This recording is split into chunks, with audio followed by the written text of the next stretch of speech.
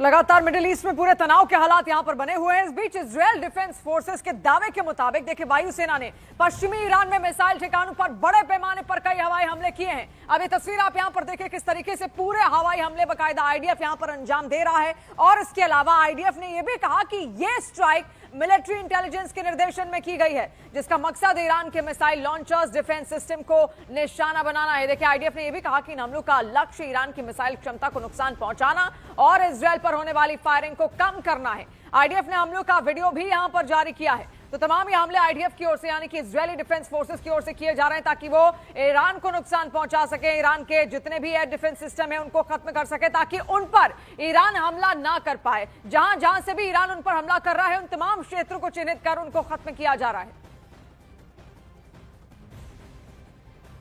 और देखिए middle east में जंग तेजी से फैल रही है। इजरायल जहां लेबनान ईरान में हमले कर रहा है, वहीं ईरान इजरायल समेत कई खाड़ी देशों को टारगेट बना रहा है। खाड़ी में नया वॉर फ्रंट बन गया है। सवाल साफ है, क्या यह महायुद्ध अब वैश्विक संकट में बदलने वाला है?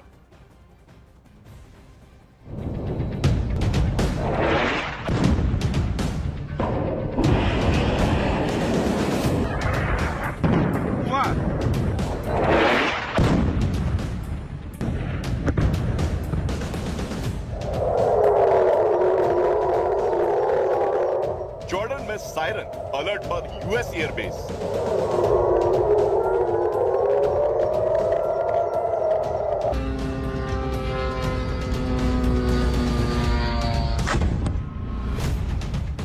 कुवैत में अमेरिकी बेस पर मिसाइल हमला।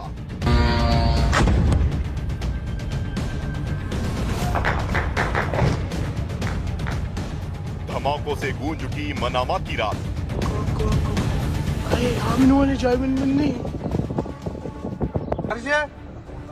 इजरायल और ईरान की जंग में मिडिल ईस्ट का नक्शा बदल रहा है। ईरान वर्सेस इजरायल की लड़ाई अब सिर्फ दो देशों तक सीमित नहीं रही। जॉर्डन, कुवैत,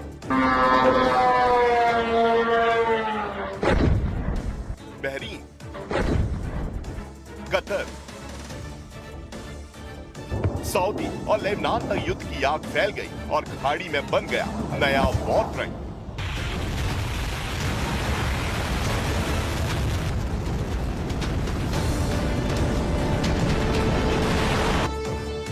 अपने सर्वोच्च नेता अयातुल्लाह अली खामनेई की मौत से भड़का ईरान अब किसी भी कीमत पर इजरायल और अमेरिका से बदला लेने पर उतारू है।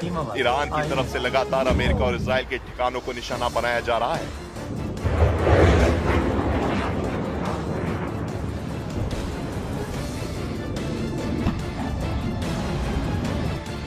जॉर्डन और कुवैत में अमेरिका के सैन्य ठिकानों पर ईरान ने जोरदार हमले किए, तो वहीं इजरायल के तेल अवीव में केमिकल फैक्ट्री को भी निशाना बनाया। इरबिल में होटल पर ईरान ने ड्रोन हमला किया क्योंकि वहां पर भी अमेरिकी सैनिकों के छिपे होने की जानकारी सामने आई थी।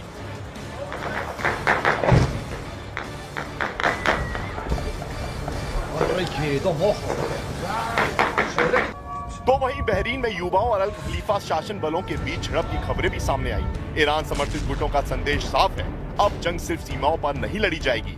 जहां जहां अमेरिका मौजूद है उन सभी जगहों को निशाना बनाया जाएगा। इस बीच कुवैत ने 178 बैलिस्टिक मिसाइल और 384 ड्रोन इंटरसेप्ट करने का दावा किया है। यूएई ने 169 मिसाइलें हवा में ही मार गिराई। बहरीन ने 70 मिसाइल और 76 ड्रोन रोके। कतर ने 98 बैलिस्टिक मिसाइल, 24 ड्रोन और 2 Su-24 लड़ाकू विमान गिराने का दावा किया।